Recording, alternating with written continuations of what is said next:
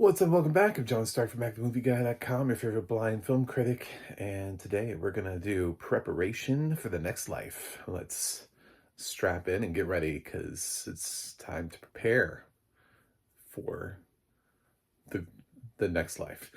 This film stars Sabiha Bashir and Fred Heschinger and is directed by Bing Liu, who is making their feature directorial debut here. They were the director of Minding the Gap.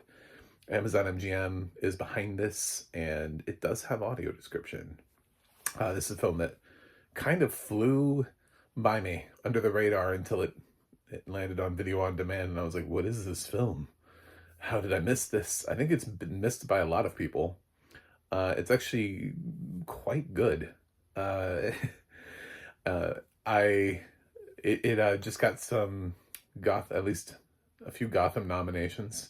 I don't know how much further it's going to go in the awards season, but not much else is working for Amazon right now. They might as well throw it into their into their awards campaign, along with Hedda and After the Hunt.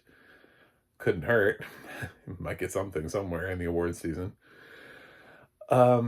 So what is it? It follows a woman who has left her country and her family and immigrated here to America illegally, and is making her life working in these working long hard hours for under the counter pay in Chinatown. And she runs into a recently released veteran, played by Fred Heschinger, who is going through, some PTSD issues, but the two of them have this on again, off again relationship as they go through their struggles. She's worried about, getting deported, being found out, all that kind of stuff, and he's worried about PTSD, and at some points is willing to marry her to make sure she's able to stay in the country, because he really doesn't have anybody else either. He has some old army buddies, but we see some videos of the way that they treated him, and I don't know that I don't know how buddy they are. She doesn't really have anybody either. They both kind of just have themselves. But she has some military training because her father was in the military, and so she works out a lot, which is uncharacteristic of female leads in movies like this, because the film doesn't require her to work out a lot. It's just part of her character. And I know there are a lot of critics out there going, strong female lead. But this one is just, it's an interesting facet of her character. Somebody who grew up with a certain amount of discipline and training, and just is maintaining that. Somebody who has the ability to do chin-ups and pull-ups and squats and bench presses and push-ups and all that kind of stuff, and doesn't shy away from them, who can take care of herself. This doesn't turn into an action movie, so she's not like ballerina, she doesn't have to do like a flying kick through a wall or anything, but she just is at some form of physical peak readiness. And he works out too, but she seems to be actually better at it. So yeah, they have this on again, off again thing. She's working for somebody who, pays her less, and she ends up getting this it's not even an apartment, it's like part of an apartment, and staying there. They don't coexist in this film, but she does spend a little bit of time over at his place, because he has like this little rented out apartment that's like under it's like the downstairs apartment to a house or something like that. So and the struggles continue, and he is going through the ringer. Sometimes he's just completely out of it. Sometimes he's aggressive, and sometimes he says mean things. But he's on all these different medications, and at some point, his veterans benefits are going to run out too, so he's not even going to be able to continue to take these drugs. He doesn't really know what he's going to be doing.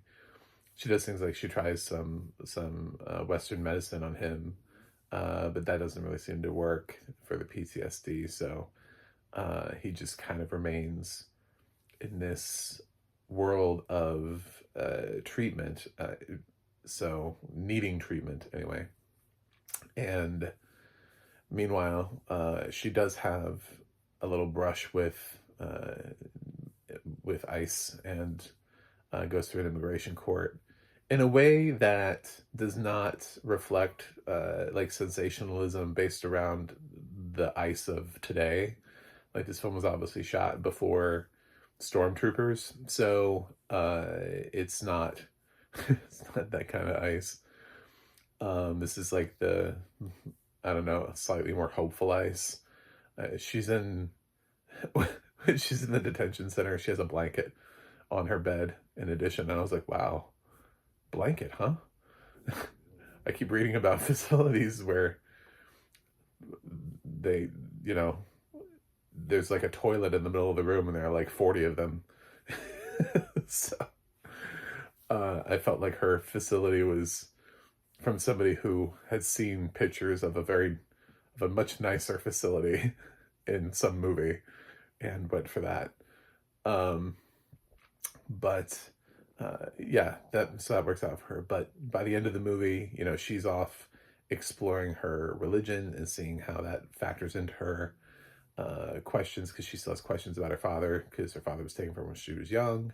And so she kind of dabbles into her Muslim heritage, and he is still struggling, becoming an alcoholic and trying to find anything that will help his PTSD. So will these two crazy kids get their lives together and end up together and prepare for the next life?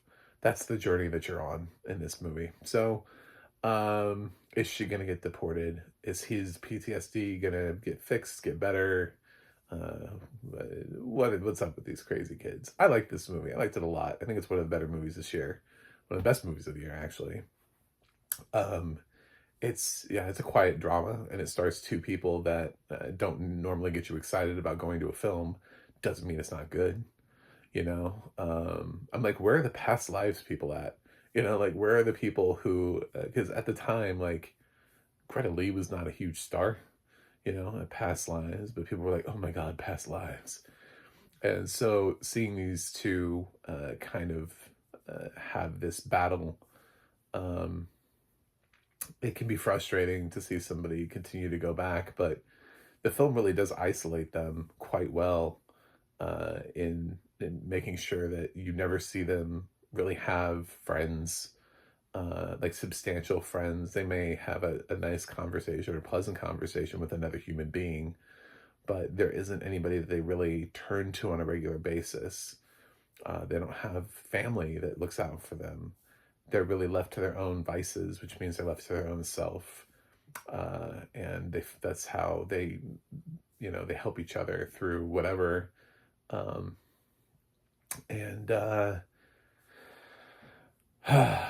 don't know. I just thought the film was great. So, audio description was pretty solid. There's, some dialogue that's not spoken in English, and that's translated through the audio description, so I was able to understand the whole movie, which is the whole purpose of everything.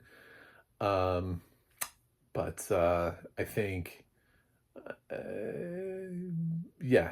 you should check this out if and when it comes to, because it's going to be on Amazon at some point anyway. So if and when it comes to Prime Video, you should give this a once over, a look-see, because I think I don't know if it's a top 10. I don't know where it is on my list. I'm in that period of the year where I'm starting to get inundated with films, and I really just have to flag movies as potential.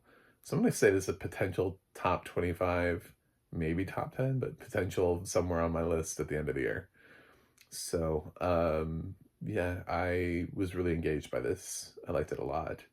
and I think it'll stay with me. That'll be really the key. That's the key, is by the time I make the at the end of the year list, how many of these movies am I still thinking about um, with that same sort of warmth and adoration as the first time that I saw them? And will this stay with me? I think this will. So I recommend you prepare for the next life. I'm going to give Preparation for the Next Life an 8.6 out of 10. So give it a check. Give it a look see. I don't know what I would do to make it better. I think if I had to, I don't know, pick out a weakness in the film, it would be that sometimes he feels like he's not making enough growth for her to keep coming back. So like there are points in the film where I'm just like, girl, run, save yourself. You know what I'm saying? Like that whole like put the oxygen mask on yourself. And because he could actually be dangerous, you know, because his PTSD really does kind of go largely untreated. He doesn't really find much fix to that ever. So at a certain point, it's like you come back, you go, and you come back again, and he's just, at some point you have to, you know, go, I can't. So maybe that's the only thing that's kind of keeping me at a distance, is I think she went back maybe like one too many times for me, like realistically, but without him making any progress, without there being like this 5 years later, and then he's gone through some treatment, you know, he's seen some other things, and we cut and see, you know, nope. So anyway, but otherwise I thought it was really compelling stuff. So thanks for watching, thanks for subscribing, and I'll see you guys on the other side.